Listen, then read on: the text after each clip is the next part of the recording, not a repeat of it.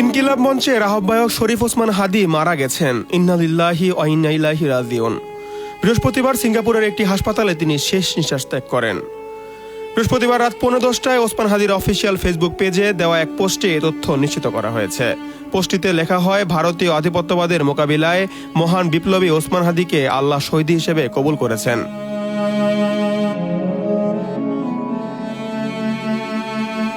জুলাই অভ্যুত্থান এবং আওয়ামী লীগ নিষিদ্ধের আন্দোলনের মধ্য দিয়ে পরিচিত পাওয়া হাদী ত্রয়োদশ সংসদ নির্বাচনে ঢাকা ৮ আসন থেকে স্বতন্ত্র প্রার্থী হওয়ায় ঘোষণা দিয়েছিলেন।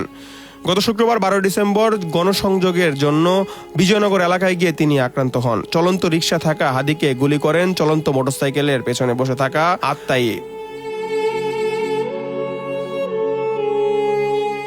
গুলিটি লাগে হাদীর মাথায়। গুরুতর আহত হাদীকে দ্রুত ঢাকা মেডিকেল কলেজ হাসপাতালে নিয়ে অস্ত্রোপচার করার পর রাতেই তাকে ঢাকার এভারকেয়ার হাসপাতালে ভর্তি করা হয়। তার অবস্থা অত্যন্ত আশঙ্কাজনক বলে চিকিৎসকরা জানান। সোমবার দুপুরে এয়ার অ্যাম্বুলেন্সে করে হাদীকে সিঙ্গাপুরে নিয়ে যাওয়া হয়। বৃহস্পতিবার বিকেলে ইনকিলাব মঞ্চ জানায়, ওসমান হাদী এখন জীবন মৃত্যুর সন্ধিক্ষণে দাঁড়িয়ে আছে।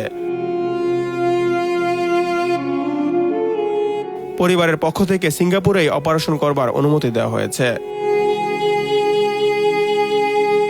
হাসিবুল হোসেন অর্ণব, সকাল সংবাদ, ঢাকা।